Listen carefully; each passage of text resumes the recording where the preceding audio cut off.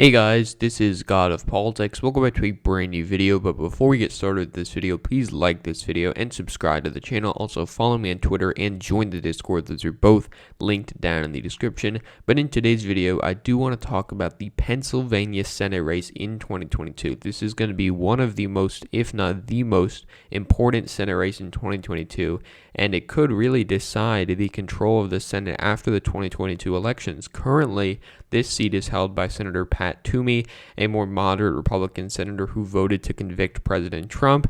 He said that he is retiring for the 2022 election, so this is now an open seat the Democrats are looking to pick up, and they have received, in my opinion, quite a good candidate, and that is Lieutenant Governor John Fetterman. Lieutenant Governor is the second highest office in the state, and John Fetterman has decided that he will run for this open seat. He has announced that he is running quite early, and he has already raised quite a substantial amount of money. So he is described as the media-savvy, political battering ram who serves as Pennsylvania's lieutenant governor, and he announced on Monday that he is running in 2022 for the Senate seat vacated by retiring Republican incumbent Pat Toomey.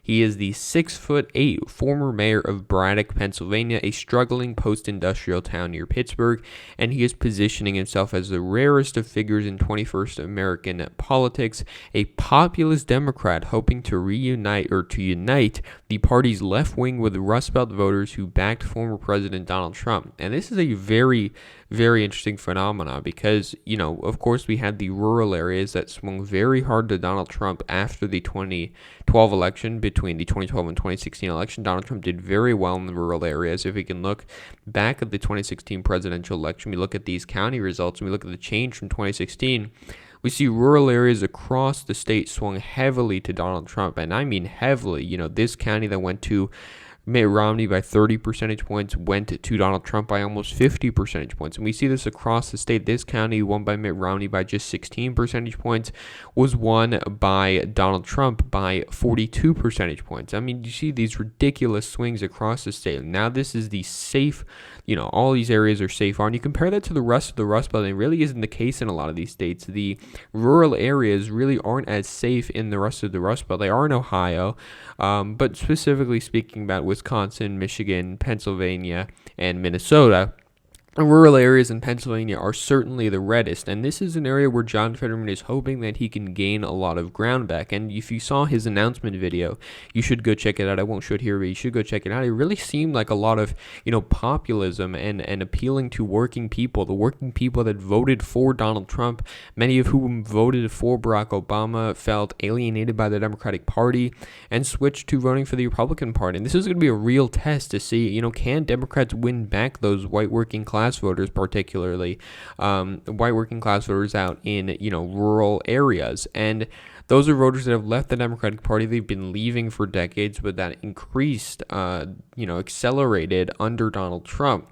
And he did very well in a lot of these rural areas. And while a lot of these rural areas did trend back to Joe Biden, that was mainly in eastern Pennsylvania. Western Pennsylvania continued to trend towards the Republicans, and that is the area that John Fetterman is from. So if you did check out his ad, he was really appealing to those voters. So we'll see if he can do well with those voters. Of course, he's not going to get Obama-level numbers. He's not going to do well as Democrats have in the past because, there is increased partisanship and there are many other factors, but I think he can certainly do better in a lot of these areas. But he does have to clear the primary first, and there are other rivals that are possible candidates for the Democratic Party, including members of Congress, Representative Connor Lamb, who's also from Western Pennsylvania, Representative Brendan Boyle, and State Representative Malcolm Kenyatta, and as well as ex-Navy Secretary Kenneth Braithwaite and former federal prosecutor William McSwain are some possible entrants to what is expected to be a crowded Republican field. So, of course, this is not the first time that John Fetterman has run to be in the Senate. He ran back in 2016, but back in 2016 he was just the mayor of Braddock. Now he is the lieutenant governor, quite a big upgrade, and he does certainly look like a candidate that could do well with these voters. He is very tall, a very large figure. He looks like he would appeal to these voters, and I think that he certainly can do better with those voters, because if you want to look at the Republican primary, we can see here that there are a number of candidates that could run for the Republicans. none of which have announced yet except for Everett Stern. But of course, he's probably not the most serious candidate. He was a candidate in 2016, obviously didn't win. That was Pat Toomey.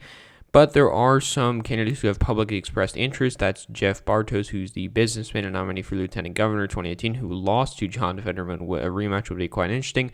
Ryan Costello, who's quite a more moderate figure. He was a representative in the House until the redistricting messed him up because his district was made a blue seat. But that's beside the point. Also, Guy Reschenthaler, who is a current member of Congress, who also may run. There's also a number of other candidates here, some that are more right-wing, some that are more moderate. A more moderate figure like Brian Fitzpatrick, I think, would win very, very easily. He ran more than 10 points ahead of Donald Trump in Pennsylvania's first congressional district, and he is a more moderate figure from the eastern Pennsylvania, Philadelphia suburbs. I think he would win very easily.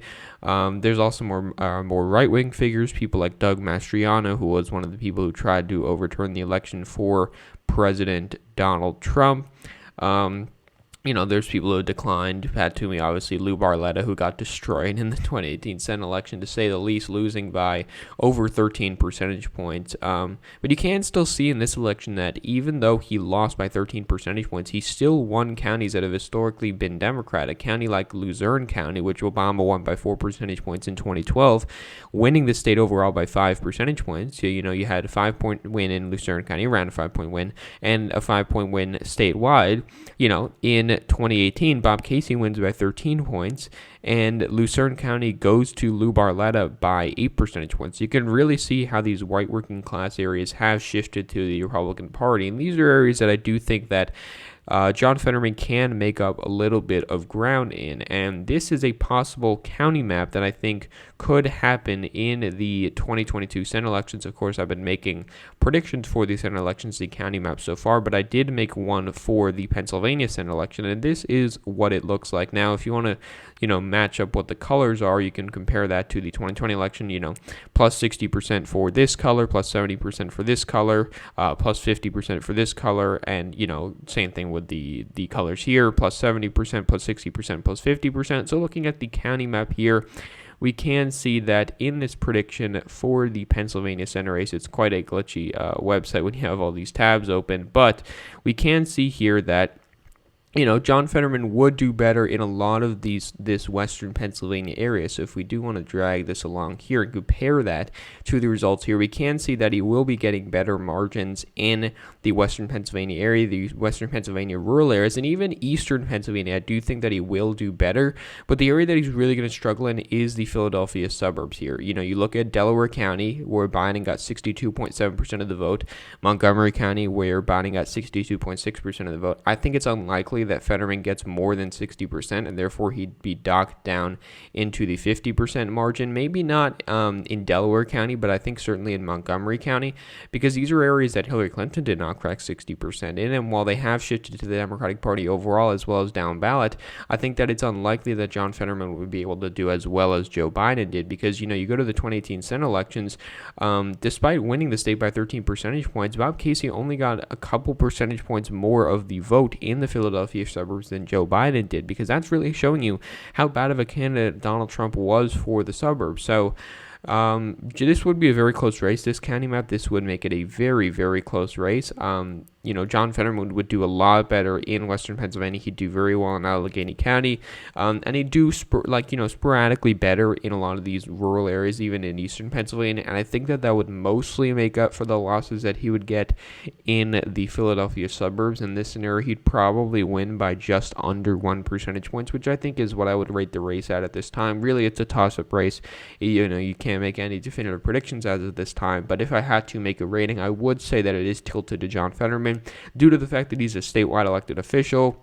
He's the only candidate, the only realistic and competitive candidate that's announced so far.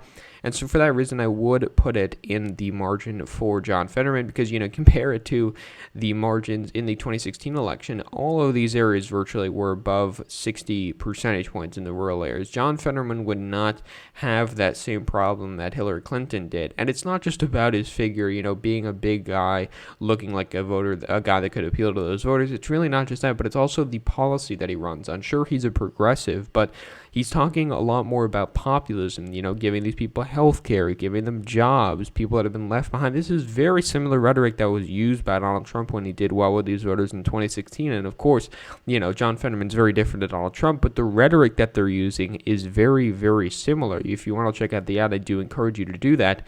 You should check that out, and you would see that the rhetoric is very similar. But looking at the overall map, just to talk about the importance of this race, these are really the 7 races for the Democrats and Republicans that are really going to decide the Senate control. 4 of them are held by Democratic incumbents: Catherine Cortez Masto in Nevada, Mark Haley in Arizona, Raphael Warnock in Georgia, and Maggie Hassan in New Hampshire. These other 3 seats currently held by Republicans are going to be open seats. But, if we had to put these seats either way, I think we'd put Nevada at lean, Arizona at lean, probably Georgia at lean as well. Probably Wisconsin at lean for the Republicans, North Carolina at lean for the Republicans as well. New Hampshire is really going to come down to whether Sununu runs. I think if Sununu runs, Republicans win it. If he doesn't, Republicans don't win it. That's a very generalized view of it, but I think that that's the way that this race is leaning right now. But let's just say, that the Republicans win this race. Chris Sununu runs and he wins that race. Really, at that point, Democratic control of the Senate would hang in the balance because of the state of Pennsylvania. And if John Fetterman can pull off a victory there, Democrats would get the Senate. If Republicans can pull off a victory there, they would get the Senate in this scenario. Or if Democrats, win Pennsylvania, maybe they wouldn't win Wisconsin, and they wouldn't win Pennsylvania, they would get 52 seats. Maybe at that point, they could abolish the filibuster because they wouldn't have to worry about people like Joe Manchin and Kyrsten Sinema as much. That would also be a worry that would be alleviated for the Democrats. And of course, this is an unlikely scenario. Democrats probably won't win Wisconsin. I think New Hampshire, they're not favored in just now. And of course, winning all 3 of these seats and protecting your incumbents is going to be a tall task, but it is something the Democrats can do, and it does run through the state of Pennsylvania. Winning the state of Pennsylvania with this guy, as of now, Democrats could get another candidate that could win this race in the primary, but I think John Fetterman is certainly the favorite. He's a statewide elected official, number 2 in the state. I think he's certainly got the best chance of winning this primary, but we'll just have to see. But I did want to talk about this race. Many of you have requested it. I did think it was quite an interesting race, probably the most important race, so I did want to talk about that today. So thank you all for watching this video. Please like this video and subscribe to the channel. Also follow me on Twitter and join the Discord. Those are both linked down in the description. But again, guys, thank you all for watching this video, and I will see you guys later.